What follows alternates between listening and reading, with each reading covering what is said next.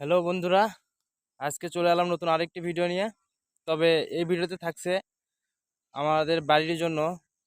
বাড়িতে দুইটা গরু আছে, গরুর জন্য ঘাস কাটার সম্পূর্ণ ভিডিও।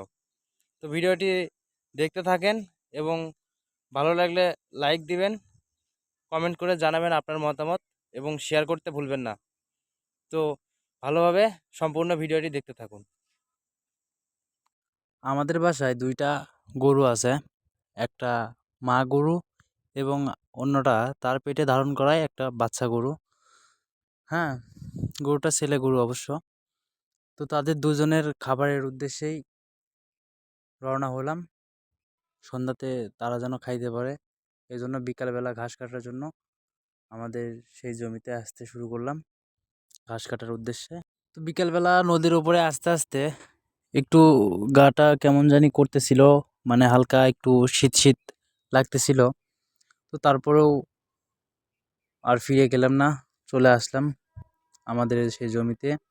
এসে দেখি যে ঘাসগুলা অনেক ছোট ছোট, এবং এই ছোট হওয়ার পিছনে একটি কারণ যে শীতের মধ্যে ঘাস খুব একটা বড় হয় না, কিন্তু ঘাসের বয়সটা সেই মোটামুটি কাটার মতো হয়েছে, কিন্তু ঘাসগুলা খুব একটা বড় হয় নাই।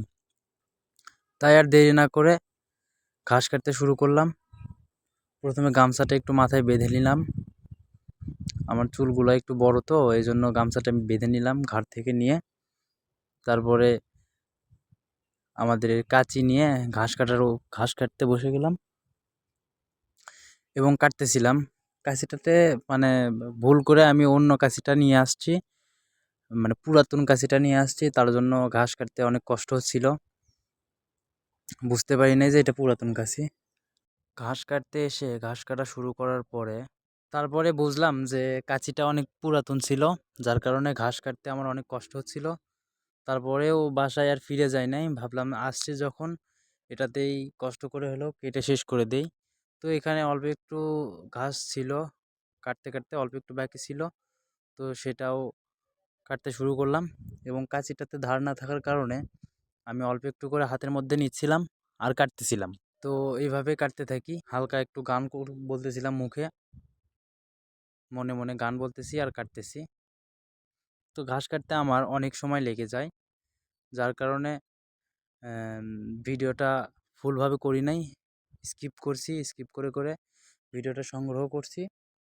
কারণ কাঁচিটাতে ধার ছিল না, যার কারণে ঘাস কাটতে আমার অনেকটা সময় লেগে যায়। আর একটা কথা, আমরা আমাদের গরুকে কোনো ফিড বা গরুর স্বাস্থ্য